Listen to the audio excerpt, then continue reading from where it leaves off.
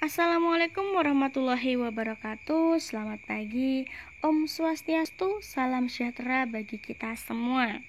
Bertemu dengan Bu Luha di mata pelajaran sejarah.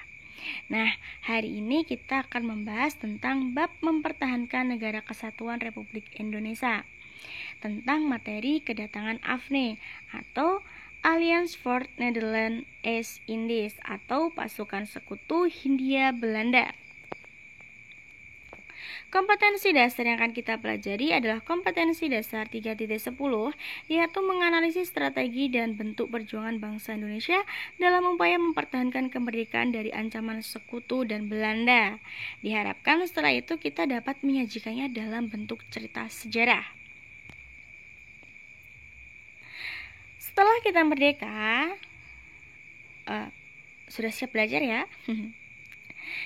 Setelah kita merdeka tanggal 17 Agustus 1945, maka kita mulai membentuk pemerintahan pertama Republik Indonesia dengan mengadakan sidang PPKI pada tanggal 18, 19, dan juga 22 Agustus.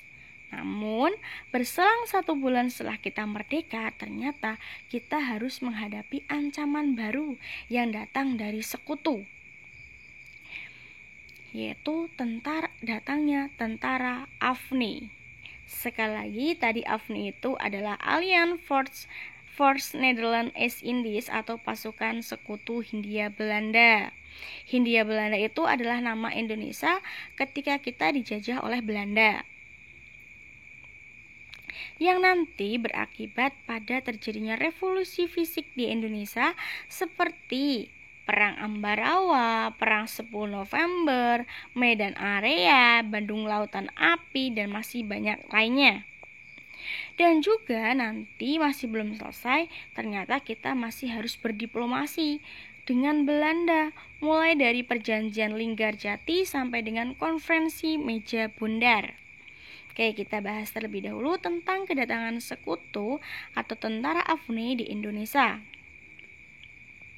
AFNI itu apa sih? Jadi, pasca berakhirnya Perang Dunia II, sekutu itu membentuk 2 pasukan. Yang pertama adalah Southwest Pacific Command di bawah pimpinan Amerika Serikat, di mana mereka bertanggung jawab atas Pasifik, dan juga SEAC atau Southeast Asian Command di bawah kepemimpinan Inggris, di mana mereka bertanggung jawab atas kawasan Asia Tenggara. 2 komando ini dibuat untuk menyelesaikan masalah-masalah terkait dengan lawan sekutu dalam Perang Dunia II, khususnya Jepang. Nah, sebenarnya Indonesia itu menjadi tanggung jawab SWPC di bawah pimpinan Amerika Serikat. Namun, Amerika Serikat tidak memiliki kepentingan atas Indonesia. Oleh karena itu, Indonesia dari SWPC itu diserahkan kepada SEAC di bawah kepemimpinan Inggris. Karena memang Inggris yang berkuasa atau yang bertugas untuk mengurusi masalah pasca Perang Dunia II di kawasan Asia Tenggara. Nah, akhirnya SEAC membentuk sebuah badan yang dikenal dengan nama AFNI atau Alliance Force Netherlands East Indies.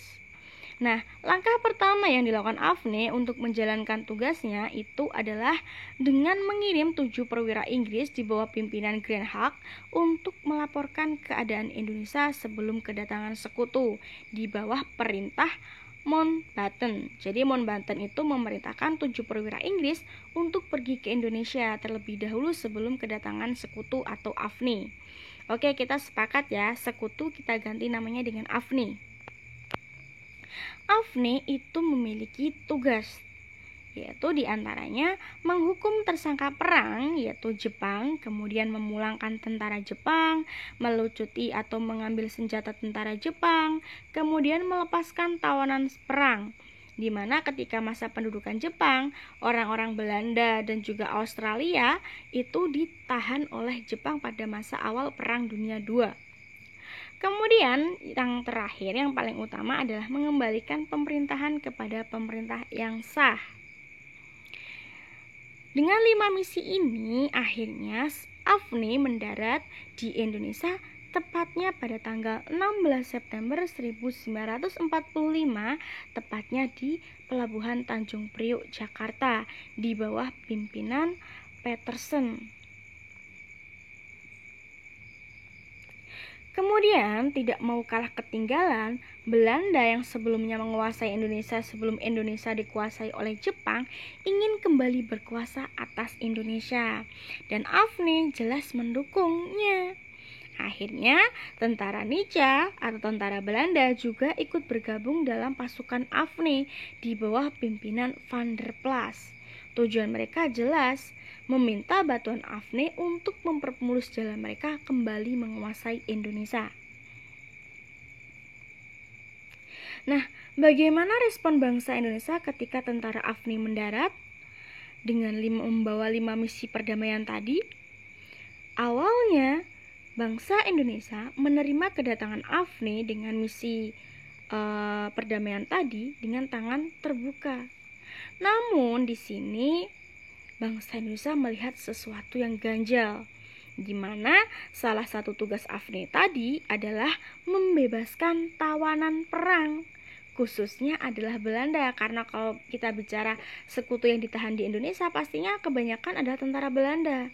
Dan tidak hanya dibebaskan, tentara Belanda tadi juga dipersenjatai oleh sekutu. Akhirnya bangsa Indonesia menaruh curiga kepada pasukan Afni.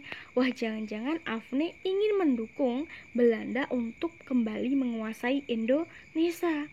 Akhirnya penerimaan kedatangan Afni oleh bangsa Indonesia akhirnya berujung dengan penolakan.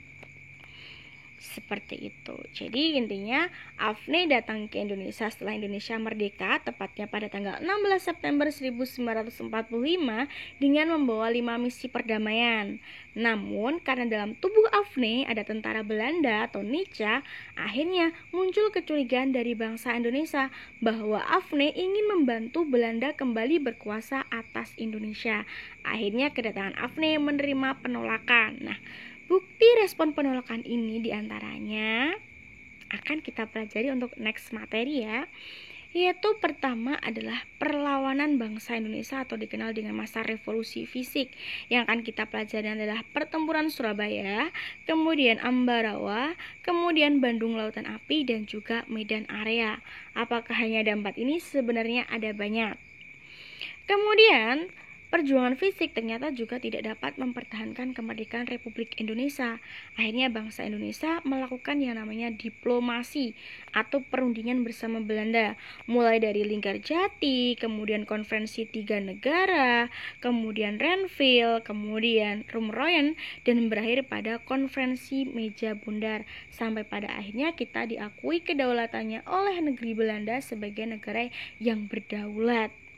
Oke, terima kasih untuk hari ini. Kita kembali ke kelas nanti untuk diskusi. Terima kasih. Mohon maaf jika banyak kata yang menyakiti. Wassalamualaikum warahmatullahi wabarakatuh.